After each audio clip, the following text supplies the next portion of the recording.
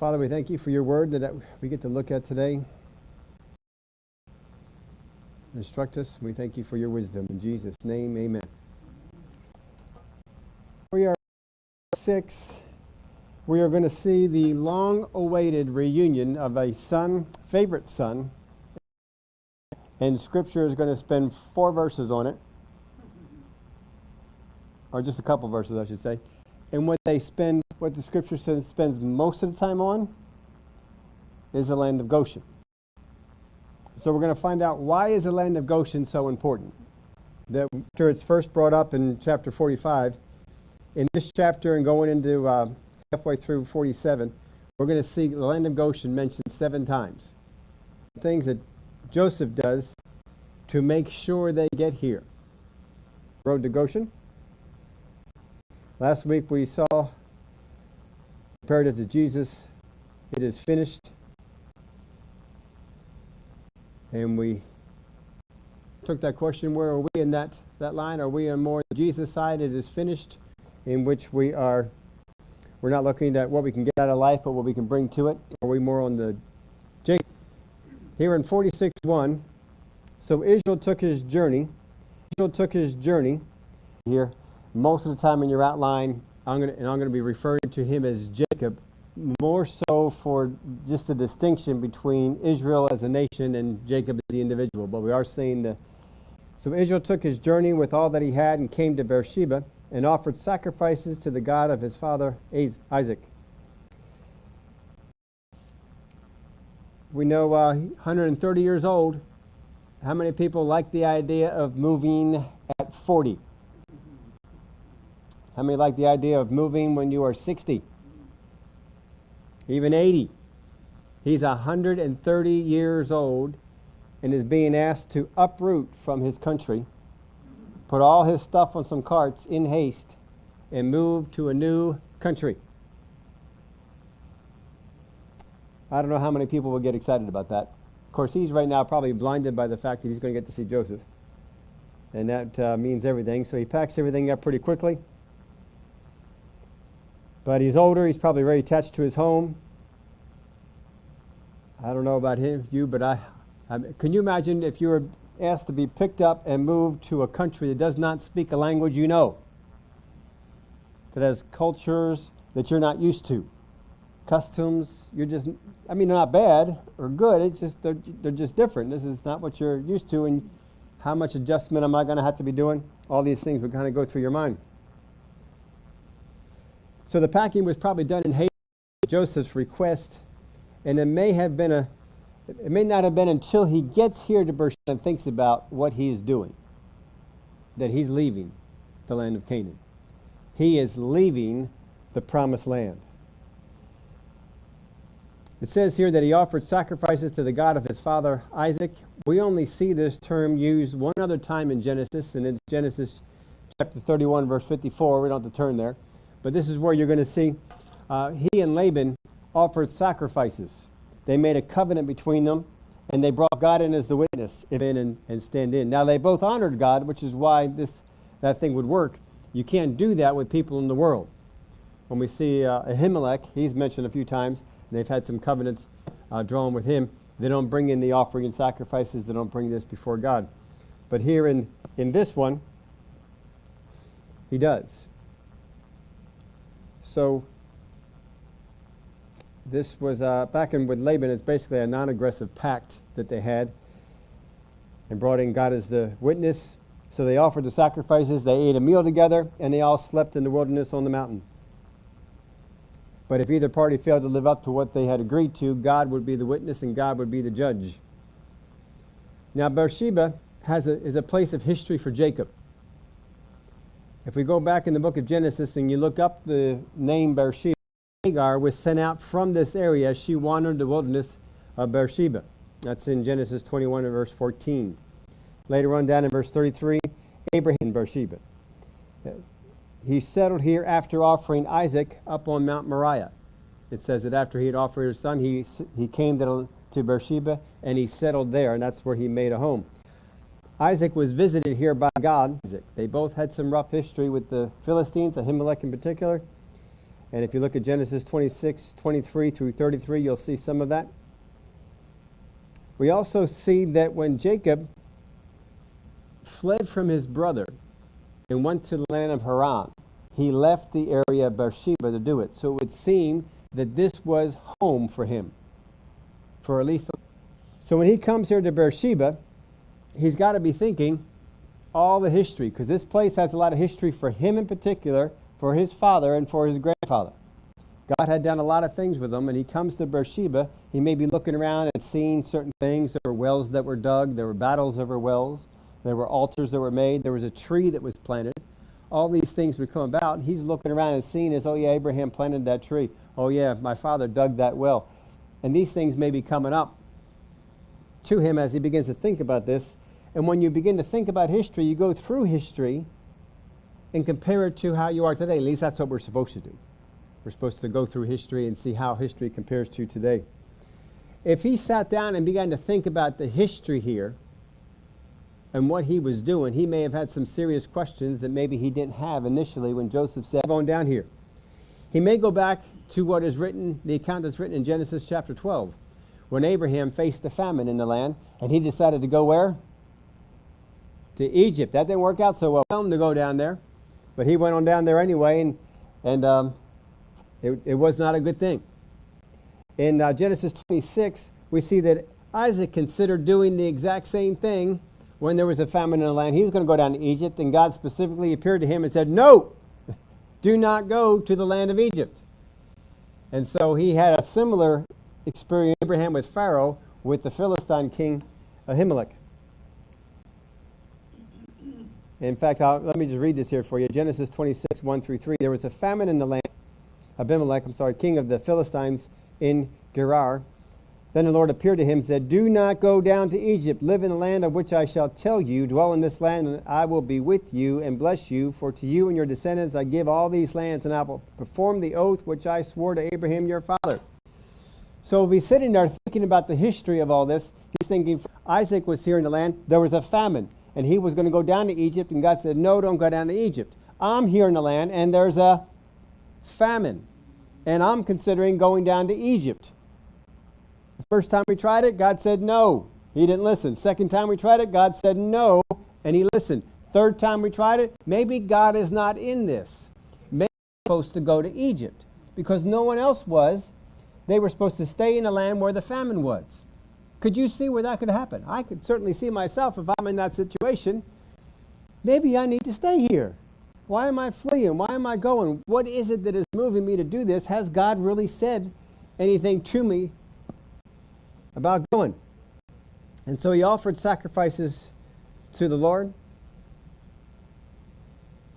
In verse 2, then God spoke to Israel in the visions of the night and said, Jacob awake and had a vision, or he was sleeping and had a dream. So one of those things. It may have been a vision in the night. He may have been supposed to be sleeping, but it may be what's on his mind is all this stuff about Egypt. Should I go down to the land of Egypt? Because it has not worked out well for our people. And he said, here I am. So he said, I am God, the God of your father. Do not fear to go down to Egypt, for I will make you a great nation there. I will go down with you to Egypt, and I will also surely bring you up again, and Joseph will put his hand on your eyes. Well, that's got to bring him some assurance, because everybody else was told, no, don't go. So God gives them 4 assurances. First, do not fear to go, as God would make them a great nation there. Don't be afraid to go down. When you go down there, I'm going to make you a great nation. The second thing, God will go down with him. He's staying here in the land of Canaan, expecting you to stay here. I am going with you. If God's going to go with him down to Egypt, that means God's not staying in the land of Canaan. But Canaan is the land of promise. Bring him up again. So he says, you'll come up again. Now, whether he knows at this point that he's coming up as a dead man, we don't know. He may suspect that. And fourth, Joseph will be with him and bring him comfort rise. So at the time that he dies, Joseph will be with him, and that brings him great comfort. So God showed up.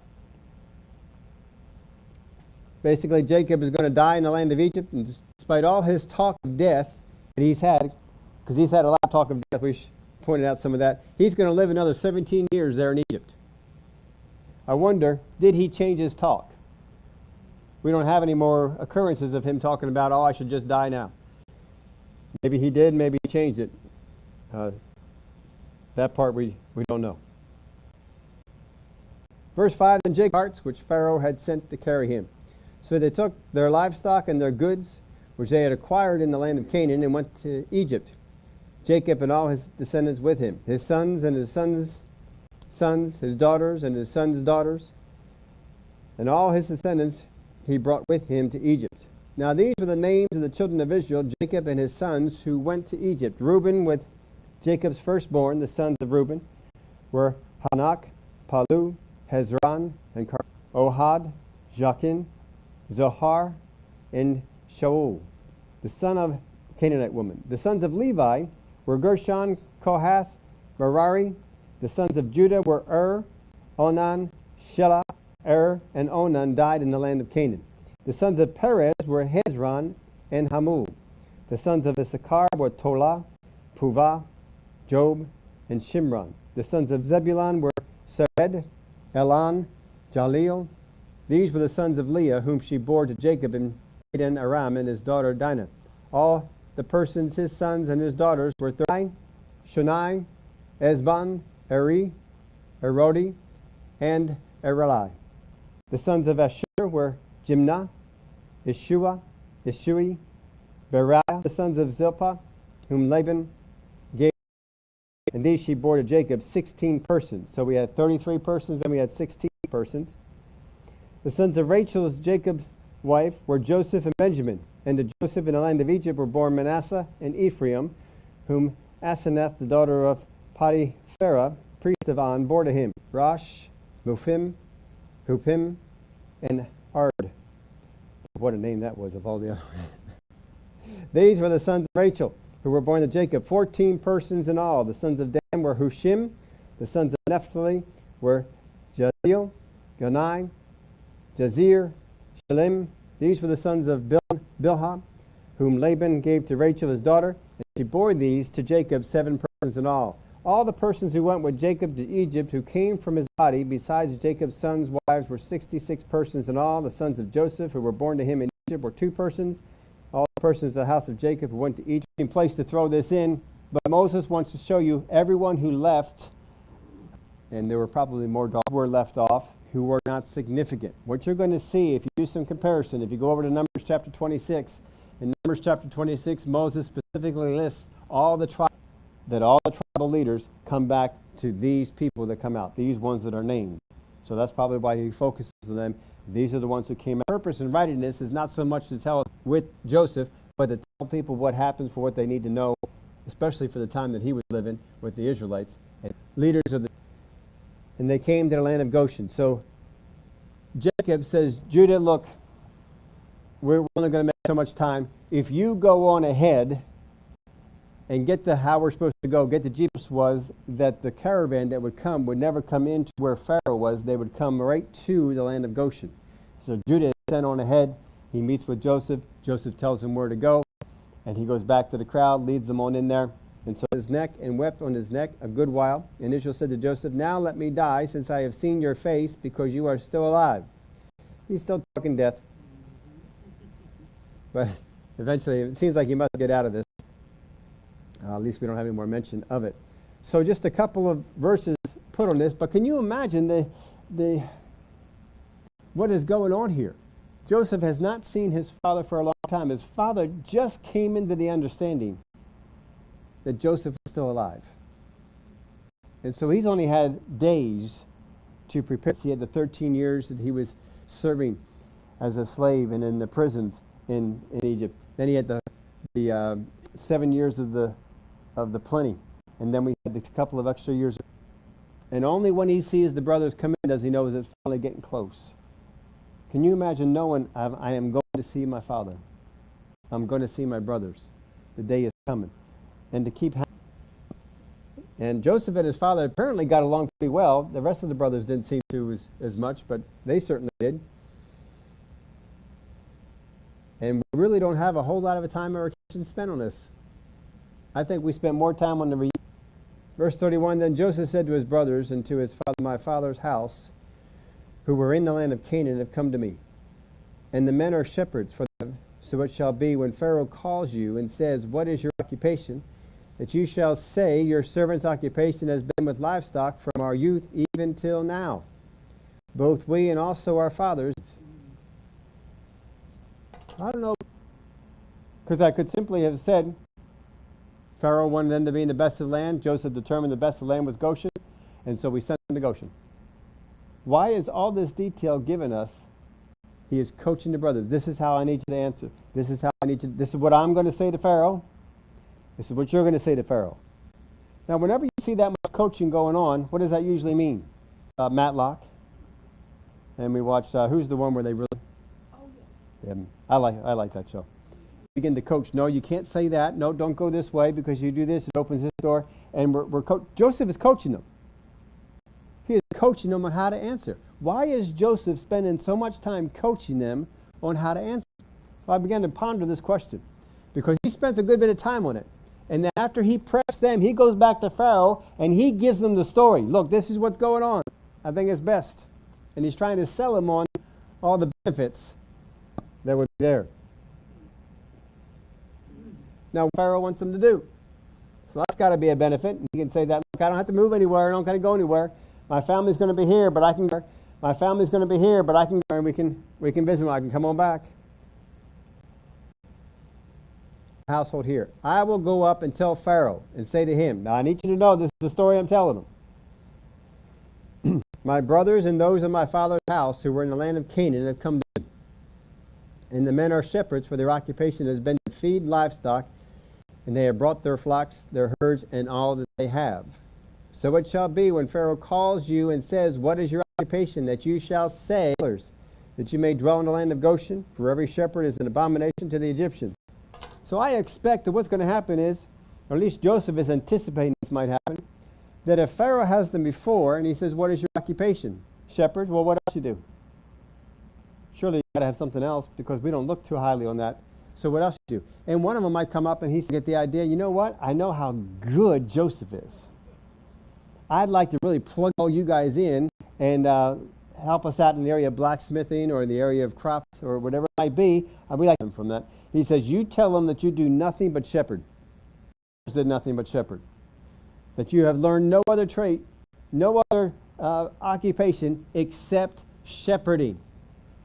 Because if they know that the only thing that you're good for is shepherding, then they won't try and put you in any other occupation. They're going to keep you right over here. They're not going to say, oh, you're Joseph's brother. Boy, you must be good. We need to bring you in and maybe you can help us organize. Surely someone else. That they go nowhere else in Egypt except the land of Goshen. There has to be a reason. There's a reason why this is mentioned 7 times after it's first brought up in chapter 45. To do this, we're going to look at some of these here in just a minute. But he had to make sure that the reasons that are brought up to Pharaoh were ones Pharaoh would see the wisdom of Pharaoh are not the reasons he wants. They're not his motivation. This is not what's keeping Joseph to put them in the land of Goshen. But what he knows is, and this is what I'm bringing them to Egypt. And God said to him, I will make them a great nation. That's what he said to Jacob. If he said that to Jacob, and Joseph right now is the spiritual head of this household, I can be almost convinced that God said something to Jacob, kept separate. And so Joseph came up with a place, came up with something to do as far as occupation that would make sure they would stay separate. But he's got to come up with a reason that makes sense to Pharaoh. Likely not see it and reject the direction we wish to take. Just like with Daniel and the meat offered idols. Daniel had a spiritual reason to not spiritual principles to the world. He does not care that we're the amount of time, and at the end of it, you see if we're not healthier. You see if we are not is in the kingdom of darkness. He worships his idols. I know you guys can do other things, Do not tell him you can do it. It's those things. Understand? I'm not mentioning them to Pharaoh. You're not mentioning them to Pharaoh. If you get inquired about, if you get quizzed, you do not do anything but understand.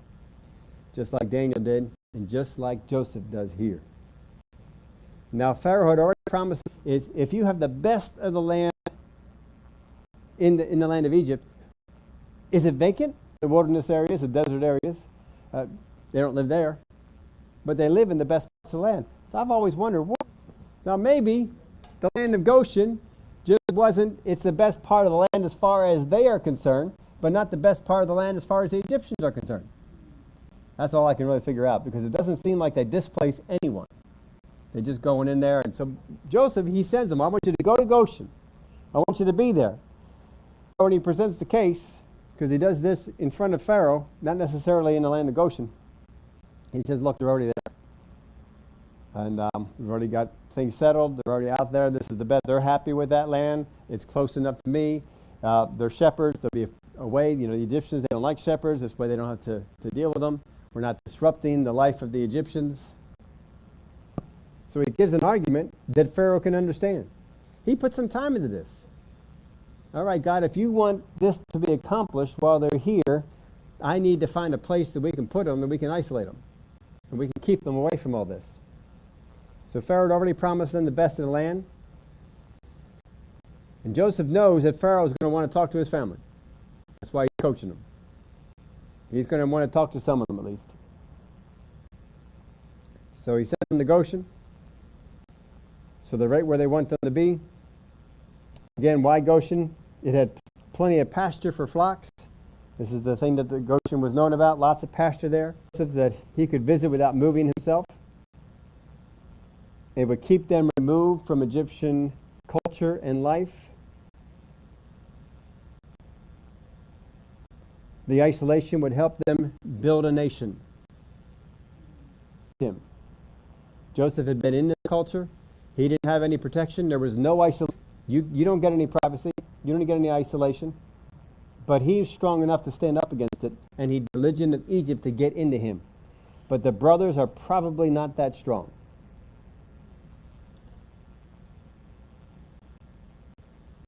Now Joseph had he had been in there after he was elevated to that position. He was given an Egyptian wife. He was given an Egyptian name. He has an Egyptian home. He lives in an Egyptian city. But he still stays Hebrew. Even when the brothers came, the Egyptians sat over here. The Hebrew brothers sat over here. He maintained who he was, even though all this other influence is around. Not everybody can do that. Some people have that way of not letting what's going on around them affect them. I don't know that the brothers were that way.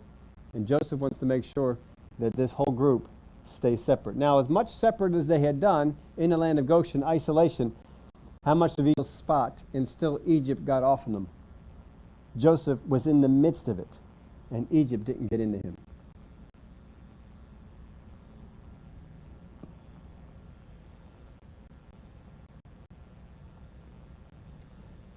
Now, I wanted to, people would love to have a supernatural dream whenever they face a life-changing moment or decision.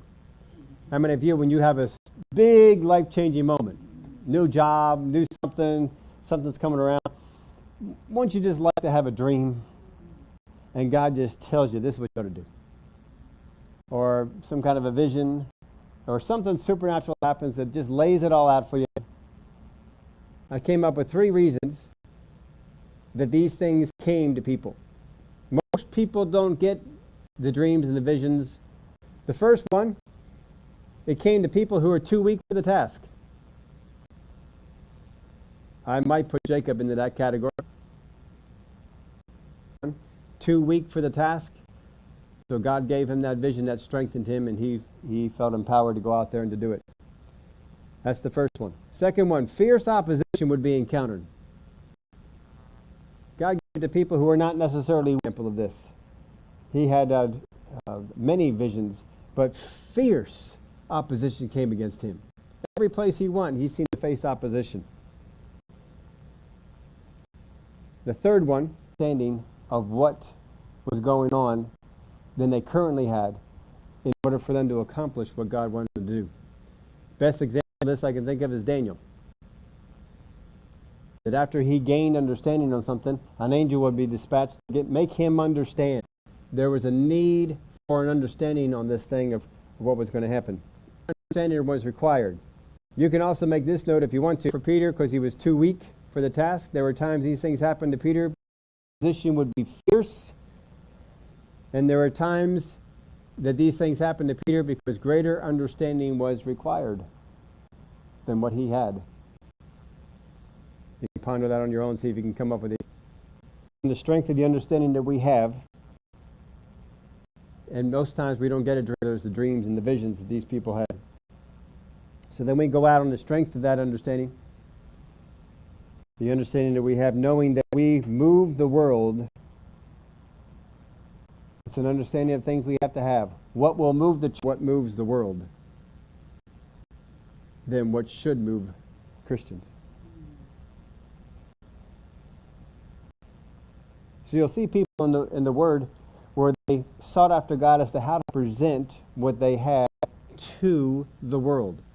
Because you can't go to the world with the same thing.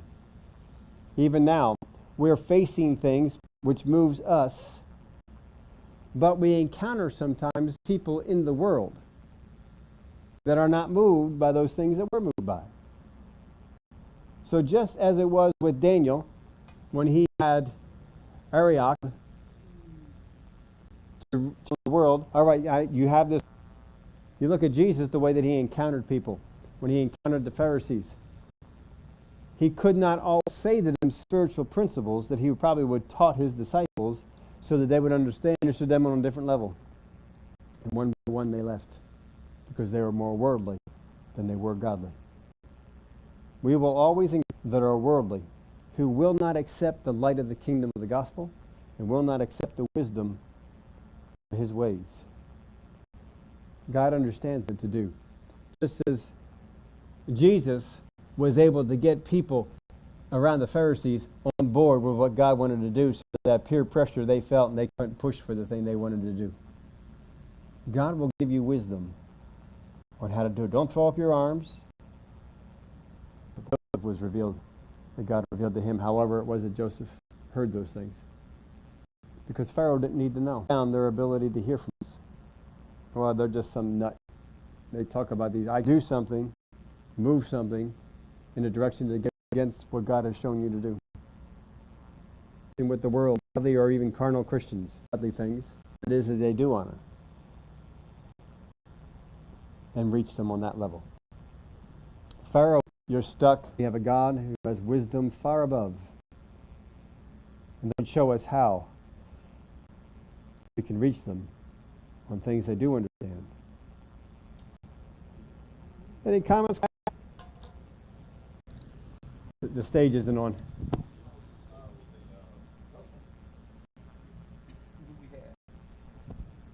Supposed to, they're supposed to be. They were actually Today. The importance of going to Goshen was basically the reason this Goshen was mentioned. Only known on the fact they are every single one of them is a shepherd. Egyptians don't like that. Egyptians say, all right, you all do the dirty stuff out there, we aren't coming near. Okay. 47. I almost covered the first part of 47 here tonight, but there's enough of it. 47 then next week. We have 47, 48, 49, and 50.